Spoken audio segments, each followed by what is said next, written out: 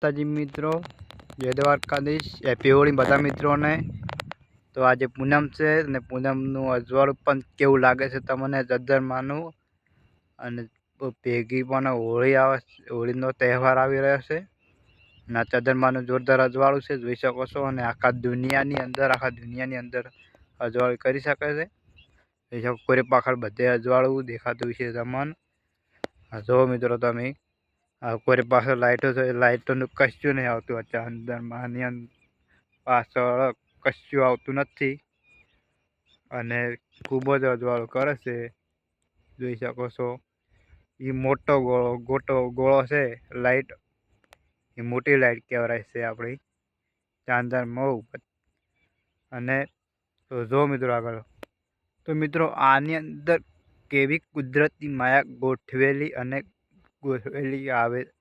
આવતી છે. તો તમે કહી શકો છો કમેન્ટની અંદર કે આની અંદર બધું જ કેટલું એનું અલગ અલગ ભગવાન માતાજીએ કુદરતી માયા ગોઠવેલી આવેલ છે.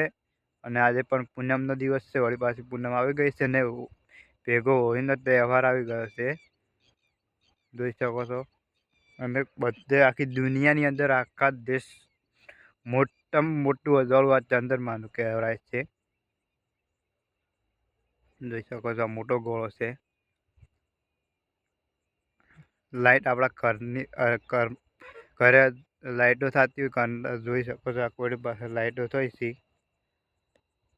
બધે લાઈટો થઈ છે ઘરે ઘરે આખી દુનિયાની અંદર. તો આ મોટો ગોળો છે, એ તમે મોટા ગોળાને તમે જોઈ શકો છો. આખા દુનિયાની અંદર તમે જુઓ તો તમારે રાત્રે અજવાળું ખૂબ જ ઢીલની અંદર અજવાળું દેખાતું હોય છે.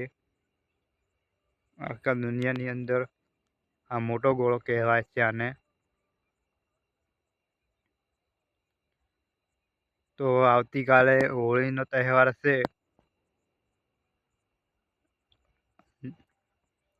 અને આને મોટો ગોળો કહે છે. અને રાત્રે અજવાળું ખૂબ જ અજવાળું ના કરતે વધારે અજવાળું હોય છે.